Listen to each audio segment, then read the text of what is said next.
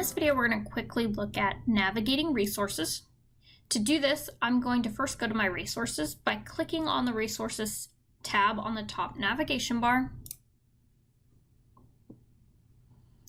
And when it first loads the page, it's going to start on the default of my personal home resources.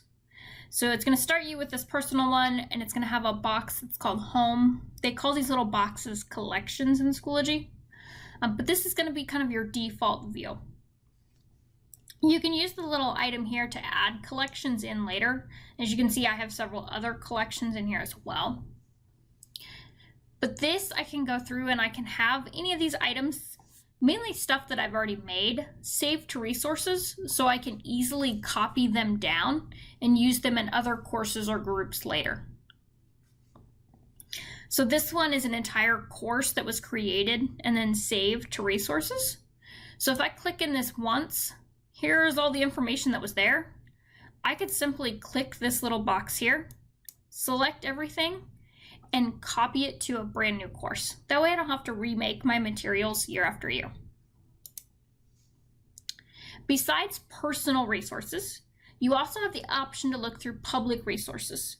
Now, when people make resources in Schoology, they can choose to make them public, meaning anybody who uses Schoology as a staff member could copy that resource and then use it in their own courses.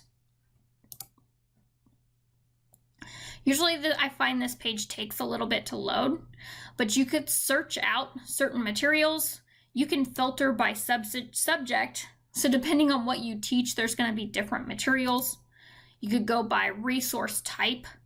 So whether it is a game or a puzzle, a learning tool or a lesson plan, you could look through that information. You could go by grade level, the type of item it is. So in Schoology, is it a folder? Is it a discussion board? Is it a page? Really, what is it here? And then you can also do by highest rated. So a lot of times I will always check if I'm looking for resources to make sure that they're rated well. Similar to what you think with Amazon or any online store, you always want good resources to pull into your course. So besides public resources, we also have our group resources. And this is connected to that groups tab.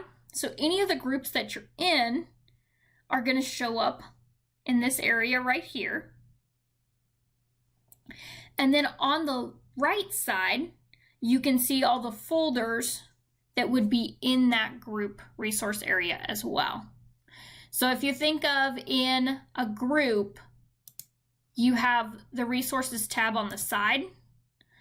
This is basically a mirror of what's in that group. It's just a different way to get to the material.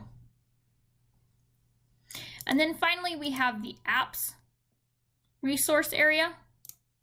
And this is basically connecting to outside areas. So if you have things like Microsoft OneDrive, which we all have with our Office 365 accounts, you could pull files or folders from there. They also have other ones like Dropbox and YouTube that you can connect to.